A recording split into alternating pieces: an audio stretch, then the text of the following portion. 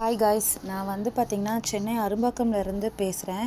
நான் எதுக்கு இந்த வாய்ஸ் ரெக்கார்ட் போட்டிருக்கேன்னா, ஒரு 3 டேஸாக வந்து பார்த்திங்கன்னா நிறைய யூடியூப் சேனலில் வந்து அங்கன்வாடி ரிசல்ட் வந்துடுச்சு அப்படி சொல்லிட்டு போட்டிருந்தாங்க.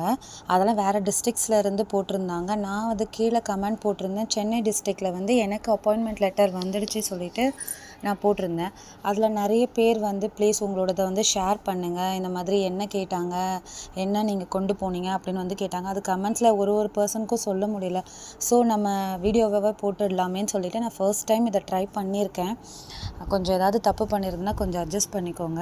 இதில் ஒன்றும் இல்லை, எனக்கு வந்து பார்த்திங்கன்னா 31 அக்டோபர் பார்த்திங்கன்னா அங்கேருந்து சைன் போட்டு எனக்கு போஸ்ட் பண்ணியிருக்காங்க.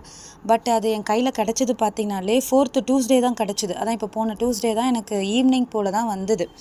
அதில் என்ன மென்ஷன் பண்ணியிருக்காங்கன்னா, அவங்க வந்த டேட்லேருந்து 31 நான் 7th ஜாயின் பண்ணணும்னு போட்டிருக்காங்க.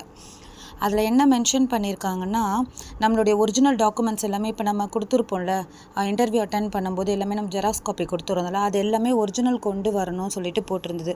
அதில் பார்த்திங்கன்னா மெயினாக 2 வந்து அவங்க கேட்டிருக்காங்க. அது என்ன பார்த்திங்கன்னா, இருப்பிட சான்றிதழ் வந்து கேட்டிருக்காங்க. இருப்பிட சான்றிதழ்னால் நம்மக்கிட்ட ரேஷன் கார்டோ இல்லை ஆதார் கார்டில் நமக்கு அட்ரஸ் இருக்கானா அதெல்லாம் கிடையாது. நம்ம இ-சேவை மையத்தில் போய்ட்டு அதை பதிவு பண்ணணும். அதுக்கு மெயினாக கேஸ் பில் வந்து எடுத்துகிட்டு வர சொன்னாங்க. அப்புறம் ஆதார் கார்டு எடுத்துகிட்டு வர சொல்லியிருந்தாங்க. அதுக்கப்புறம் ஸ்மார்ட் கார்டு ஒரிஜினல் எடுத்துகிட்டு வர சொல்லிவிட்டு gas bill compulsory gas bill எடுத்துகிட்டு வந்து பதிவு பண்ண சொன்னாங்க. அது கிடைக்க தான் எனக்கு இந்த 3 டேஸ் ஆகிடுச்சு. நான் இன்றைக்கி தான் ஜாயின் பண்ணியிருந்தேன். அது இல்லாமல் செகண்ட் ஒன்று என்ன கேட்டிருந்தாங்கன்னா, அரசு மருத்துவ அலுவலரிடம் போயிட்டு உடற்தகுதி கேட்டிருந்தாங்க. அதை சர்டிஃபிகேட் ஃபிசிக்கல் நம்மளுடைய ஹெல்த் எப்படி இருக்குது சொல்லிட்டு கவர்மெண்ட் டாக்டர்கிட்ட தான் போயிட்டு அதை சைன் வாங்கணும். அது கொஞ்சம் எனக்கு ஈஸியாக கிடச்சிடுச்சு. ஒரே நாளில் அது நான் கவர்மெண்ட் ஹாஸ்பிட்டலில் போயிட்டு கேட்டு வீட்டு பக்கத்தில் இருக்க கிளினிக்கில் போய் வாங்கிட்டு வந்துட்டேன்.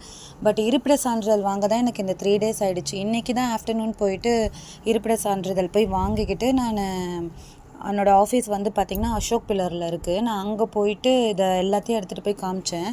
அங்கே வந்து பார்த்திங்கன்னா மேம் வந்து ஒரு மேம் 2 மேம் இருந்தாங்க, ஆஃபீஸர்ஸ் இருந்தாங்க. அவங்க வெரிஃபிகேஷன் பண்ணாங்க என்னுடைய அப்பாயின்மெண்ட் லெட்ரு, அதுக்கப்புறம் ஆதார் கார்டு எல்லாம் ஒரிஜினல் கேட்டாங்க.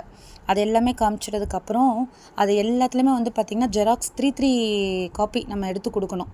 அதில் கம்பல்சரி இருப்பிட சான்றிதழும் வேணும், இந்த ஃபிசிக்கல் நம்மளுடைய ஹெல்த்து அதுவுமே நம்ம அதில் வைக்கணும். அப்புறம் அப்பாயின்மெண்ட் லெட்டரும் வைக்கணும். 3 காப்பி கம்பல்சரி.